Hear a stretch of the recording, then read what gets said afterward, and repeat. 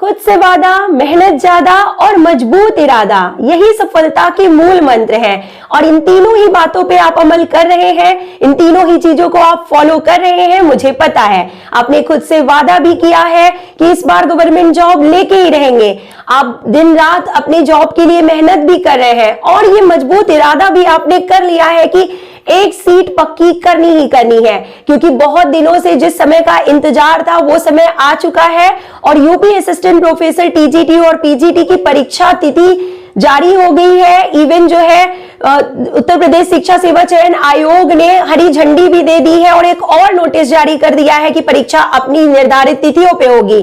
और दोस्तों बहुत जल्द एडमिट कार्ड आने के बाद जो है परीक्षा का दिन भी आपके जीवन में आ ही जाएगा। तो आपको मैं इस वीडियो में बताऊंगी, आज का ये वीडियो आपके लिए बहुत ही महत्वपूर्ण है, क्योंकि फाइनली आप सब साथी जिसके लिए तैयारी कर रहे हैं वो है एग्जाम डेट के लिए। और आपको एग्जाम हॉल में जाके क्वेश्चन पेपर को सॉल्व करना है।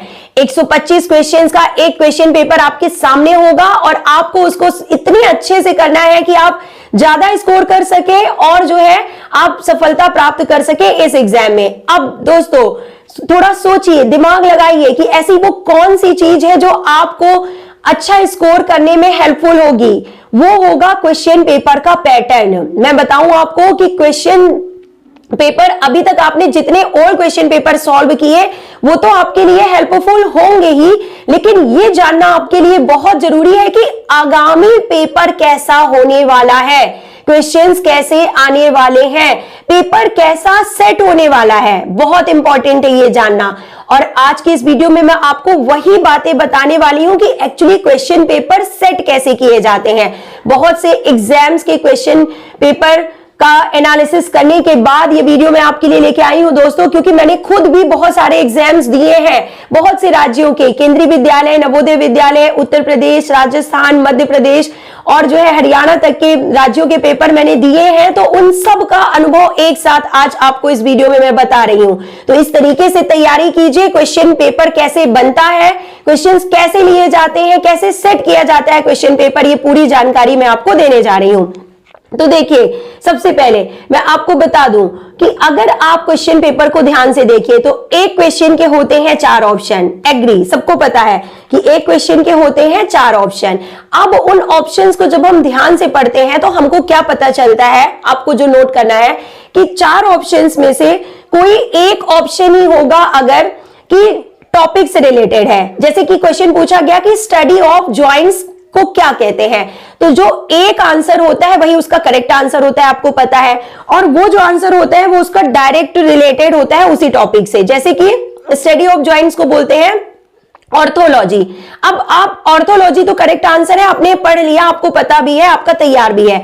अब दोस्तों आप इन जो अदर ऑप्शंस की तरफ जाइए, ऑप्शन नंबर 2, 3, 4 जो 3 बचे हुए ऑप्शंस हैं उनको आप ध्यान से देखिए कि वो जो ऑप्शंस हैं वो या तो इसी टॉपिक के सब टॉपिक्स हैं, यानी कि इसी टॉपिक के अंदर से पूछे गए हैं, सब टॉपिक्स के रूप में उनको यहां पे आंसर में दिया गया है, या फिर ये किसी और टॉपिक को यहां पे जो है ऑप्शन में दे दिया गया है जिसका इस टॉपिक से कोई लेना देना ही नहीं है।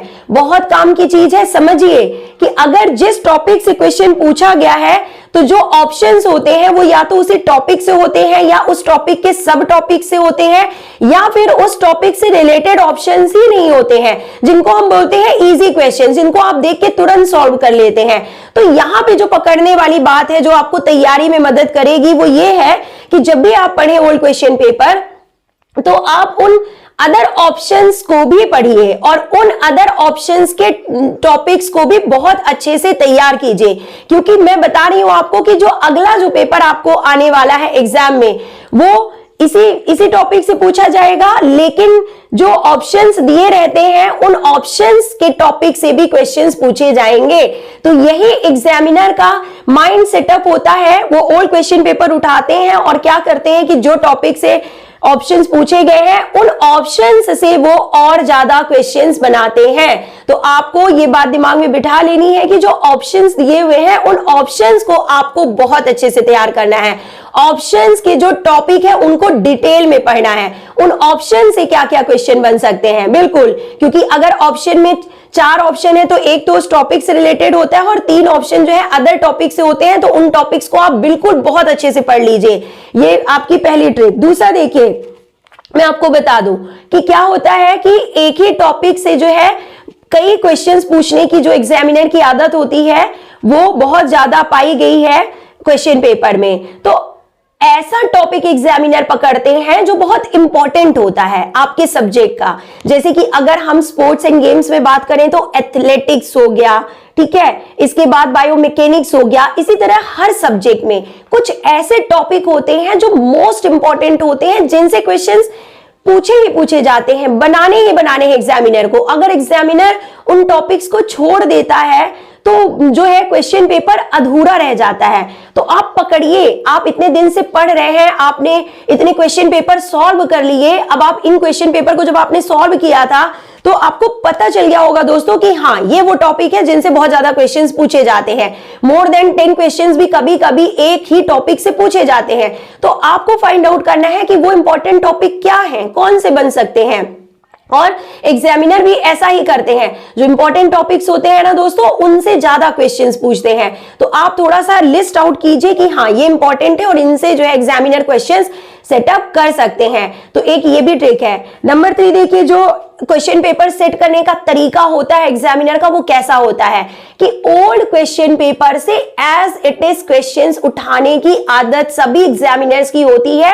यूपी टीजीटी और पीजीटी में, स्पेशली यूपी टीजीटी और पीजीटी में तो ओल्ड क्वेश्चन पेपर से जो है 50 क्वेश्चंस या 50 to 60 क्वेश्चंस भी पाए गए हैं। तो 50 क्वेश्चंस तो आप मान के चलिए कि एज इट इज जो है उनको एग्जामिनर नेक्स्ट पेपर में पूछने वाले हैं। तो ओल्ड क्वेश्चन पेपर आप सॉल्व कर ही रहे हैं, कोई प्रॉब्लम नहीं है, आपको वो सारे क्वेश्चंस बन जाएंगे, कोई दिक्कत नहीं है। अब नेक्स्ट पॉइंट देखिए दोस्तों कि एग्जामिनर का माइंड सेटअप क्या होता है कि उनको पता है कि आपने ओल्ड क्वेश्चन पेपर सॉल्व कर लिया अपने राज्य का, आपने ओल्ड क्वेश्चन पेपर सॉल्व कर लिया उस परीक्षा का जिस परीक्षा को आप देने जा रहे हैं। लेकिन एग्जामिनर को पता है कि बहुत से अभ्यर्थी ऐसे होते हैं जो अपने ही सब्जेक्ट्स के दूसरे राज्यों का क्वेश्चन पेपर सॉल्व नहीं करते हैं। वो अपने राज्यों का क्वेश्चन पेपर तो बार बार सॉल्व करते हैं, लेकिन दूसरे राज्यों का क्वेश्चन पेपर उसी परीक्षा का नहीं सॉल्व करते। जैसे यूपी टीजीटी वाले उत्तराखंड पीटीआई यानी Uttarakhand TGT, Haryana TGT, Bihar TGT, MP TGT, इन सब का क्वेश्चन पेपर बहुत से अभ्यर्थी सॉल्व नहीं कर पाते।